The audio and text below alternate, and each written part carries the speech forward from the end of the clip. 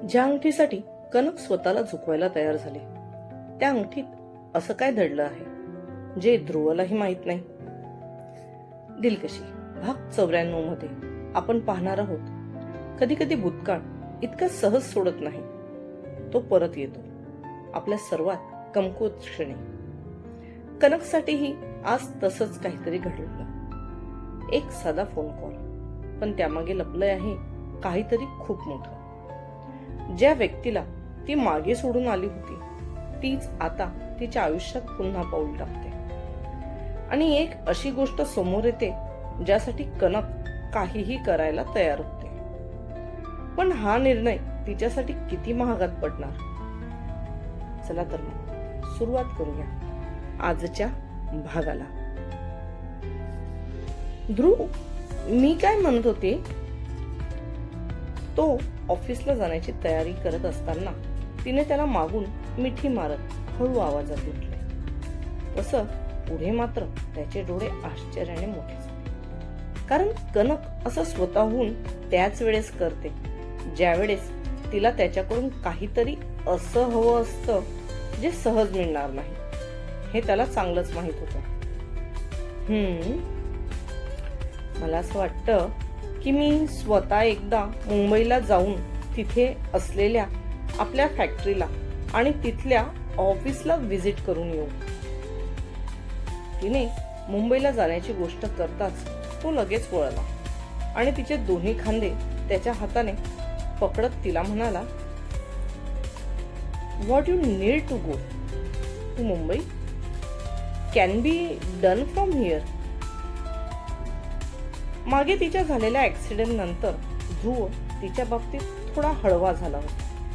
हे तिला माहित होतं. म्हणूनच ती गेल्या काही दिवसांपासून मुंबई जायचं टाळत होती. पण तरी सगळीच कामं काही दिल्लीत राहून होणार नाही, हे सुद्धा तेवढंच खरं. ट्राय टू अंडरस्टँड ध्रुव. जर खरंच गरज नसती तर मी तिथे जाण्याविषयी तुमच्याजवळ विषय काढलाच नसता. मला स्वतः एकदा फील्डवर जाऊन तिथे काम बघावं लागणार आहे. त्याशिवाय मी बरेचसे निर्णय घेऊ शकत नाही. तिने त्याला समजवण्याचा प्रयत्न केला, जो निरर्थक होता. आपल्या त्या किल्लेदार इंडस्ट्रीच्या काही ब्रँचेस भारताबाहेर सुद्धा आहेत, ज्यांना व्हिजिट करायला मी वर्षातून फक्त एकच वेळेस जातो. जर त्यांचा एवढा पसारा वाढला असताना मी इथे दिल्लीत राहून तो हँडल करू शकतो, तर तुला मुंबई जायची काय गरज आहे? त्याच्या या वाक्यावर तिने नकारात मान हलवली. ही गोष्ट तुम्ही करता आहात. जेव्हा नवीन ब्रँच ओपन करायची असते तेव्हा त्या ब्रँचच्या ठिकाणी महिनाभर तळ ठोकून बसता तुम्ही, आणि तुम्ही मला सांगता आहात की इथून काम बघ.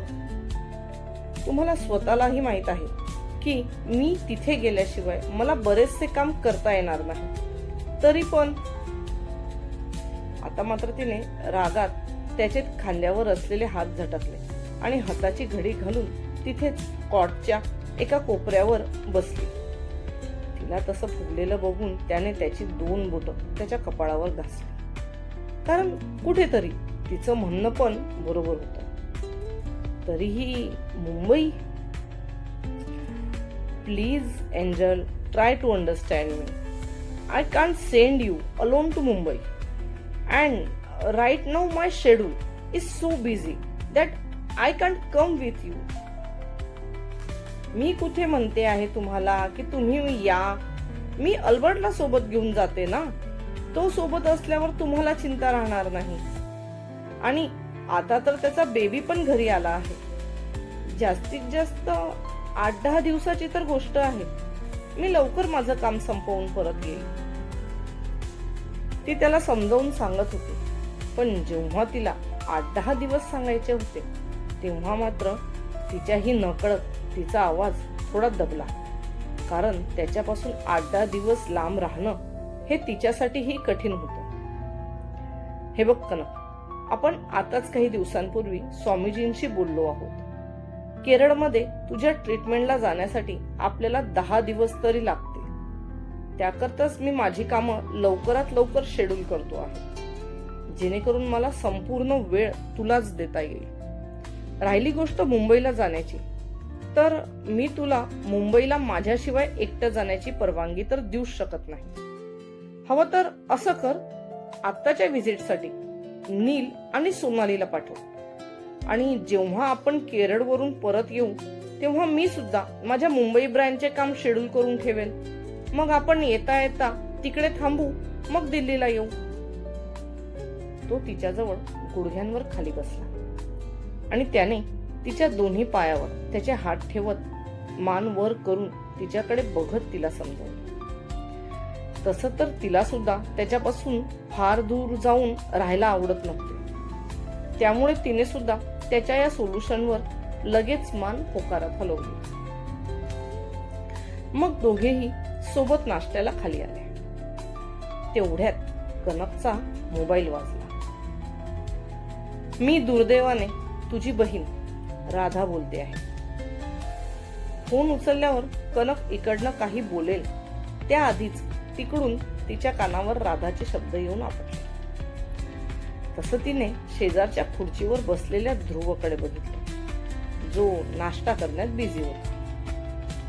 मग कनक लगेच तिच्या खुर्चीवरून उठली आणि त्याला 2 मिनिटं खुणावत बाजूला गेली.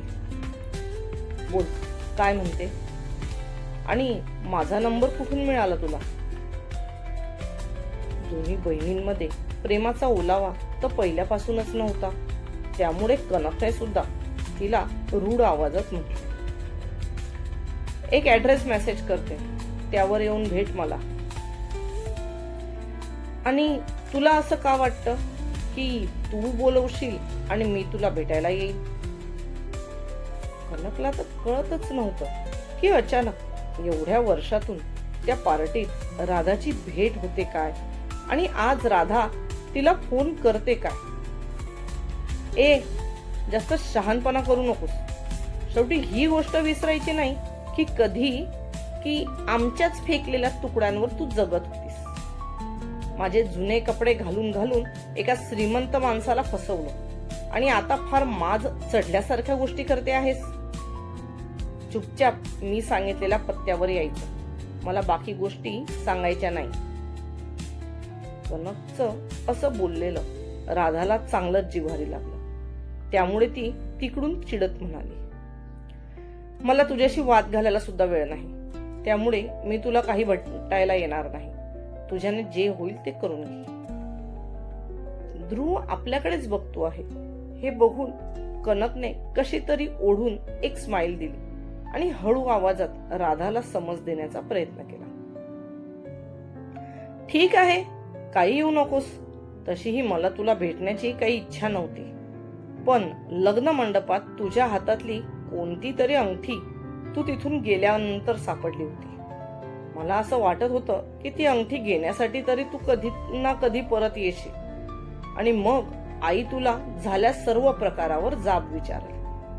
पण ती अंगठी घ्यायला तू कधी आलीच नाही, आणि त्या दिवशी योगायोगाने तू मला त्या पार्टीत भेटलीस. आज पुन्हा एकदा दिल्लीला काही कामाने आली होती, तर विचार केला तुझी अंगठी सोबत घेऊन घेऊ, म्हणून तुला फोन केला होता. पण ठीक आहे, असं म्हणत तिकडनं राधा फोन कट करणार, पण तेवढ्यात इकडनं कनक डायनिंग रूम मधून फटाफट बाहेरच्या दिशेने आली आणि तिला घाईघाईत म्हणाली, नाही नाही राधा, प्लीज, मला ती अंगठी हवी आहे. तू मला ऍड्रेस मेसेज कर, मी येईल.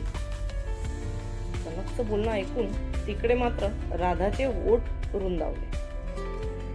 बघ, तसही ती अंगठी मी तुला परत देण्याच्या विचारात नव्हती, पण ती अंगठी जेव्हा पण बघते तेव्हा मला तुझा दळभद्री चेहरा आठवतो, आणि मला तुझी एकही आठवण माझ्यासमोर ठेवायची नाही. तसं तर मी ती अंगठी विकूही शकत होती, पण मला असं वाटते की बरं झालं की मी ती विकली नाही, कारण त्या अंगठीची किंमत तू मला मार्केटपेक्षा नक्कीच जास्त देशील. राधा म्हणाली. तसं कनकने घाईघाईत तिची मान होकारात हलवली आणि ती राधाला म्हणाली, राधा प्लीज, तू म्हणशील ती किंमत मी त्या अंगठीची द्यायला तयार आहे, पण मला ती अंगठी हवी आहे. तू फक्त मला ऍड्रेस सांग, मी लगेच तिथे पोहोचेल. कनकच्या बोलण्यातली तडफड ऐकून इकडे मात्र राधाचं मन शांत होत होतं. जेव्हा कनक तिच्यासोबत तिच्या घरी राहायची तेव्हा तिला नेहमी कनकला असं दाबून ठेवायला आवडायचं. जेव्हाही कनक तिच्याने दबणार नाही तेव्हा ती तिच्या आईला सांगायची.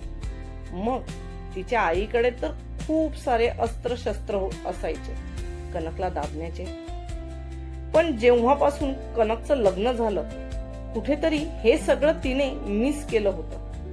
त्या दिवशी पार्टीतही तिने कनकला दुखावण्याच्या हेतूने बरंच काही बोलली होती, पण तरी कनकने तिच्या डोळ्यात डोळे घालून तिला निर्भीडपणे उत्तर दिलं. तेच उत्तर तिला अजून पेटवून गेलं. पण आता मात्र कनकला असं झुकलेलं बघून कुठेतरी राधाच्या अंतर्मनात खूप शांत वाटत होतं. तुझ्यासारखी दुसऱ्याच्या फेकलेल्या तुकड्यावर जगत नाही मी. मला कामं असतात, त्यामुळे आता लगेच काही मी तुला भेटणार नाही.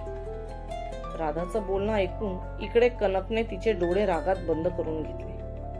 ती हवं तर राधाला प्रत्युत्तर देऊ शकत होती, पण आता तिची एक किमती वस्तू राधाजवळ असल्यामुळे तिला गप्प राहणं भाग होतं. ठीक आहे राधा, तू म्हणशील त्यावेळेला, म्हणशील ती रक्कम घेऊन मी तुला भेटायला तयार आहे. तू फक्त वेळ आणि ऍड्रेस मेसेज कर. कनक तिच्याशी फार संयमाने बोलत होती, कारण राधा काय चीज आहे हे कनकला चांगल्यानेच माहित होतं. जर कनकने तिला डिवचलं असतं तर एखाद्या वेळेस तिच्या आईची ही शेवटची निशाणी तिला कधीच मिळाली नसती. हो, ती तीच अंगठी होती जी तिच्या आईने शेवटी तिच्या हातात दिली होती, जे तिने तिच्या जीवापेक्षाही जास्त सांभाळून आणि लपवून ठेवली होती. तिच्यातलाच लागलेला हिरा खाऊन त्या दिवशी अग्निकुंडापुढे कनक आपला जीव देणारच. तेवढ्यात ध्रुवने येऊन सगळं व्यवस्थित केलं. एवढ्या दिवसात झालेल्या सर्व घडामोडी मध्ये कनक त्या अंगठीला विसरूनच गेली.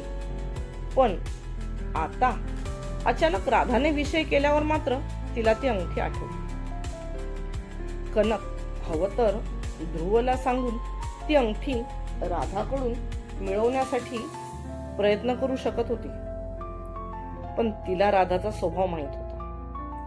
जोर जबरदस्ती केल्याने राधा ती अंगठी सहज कधीही कनकच्या किंवा ध्रुवच्या हाती लागू देणार नाही. म्हणून तिने गुपचूप राधाचं ऐकायचं ठरवलं. कनकच्या बोलण्यावर राधाने तिकडून कोणतीही प्रतिक्रिया न देता सरळ फोन ठेवून दिला आणि कनक तिच्या हातातला तो मोबाईल थोडा घट्ट पकडत डायनिंग टेबल जवळ आली. ध्रुव तिथे तिचीच वाट बघत होता. कनकने त्याला एक स्माइल पास केली आणि ती तिचा नाश्ता करू. काही निर्णय असे असतात जे त्या क्षणी योग्य वाटतात, पण त्यांची किंमत मात्र पुढे जाऊन खूप मोठी मोजावी लागते. कनकने आज निर्णय घेतला तो फक्त एका अंगठीसाठी आहे की तिच्या भूतकाळाशी जोडलेल्या त्या नात्यासाठी. ज्या गोष्टीपासून ती दूर पळत होती तीच आज तिच्या समोर उभी आहे आणि यावेळी तिला सामोरं जावंच लागणार आहे. पण एक प्रश्न अजूनही तसाच आहे, कनक योग्य करते आहे का, की पुन्हा एकदा स्वतःला संकटात टाकते आहे? तुम्हाला काय वाटतं, कनकने हा निर्णय घ्यायला हवा होता का? कमेंट करून नक्की सांगा. व्हिडिओ आवडला असेल तर लाईक करा आणि अशाच इंटरेस्टिंग स्टोरीसाठी चॅनलला सबस्क्राईब करायला विसरू नका, कारण पुढचा भाग आणखी मोठं वादळ घेऊन येणार आहे.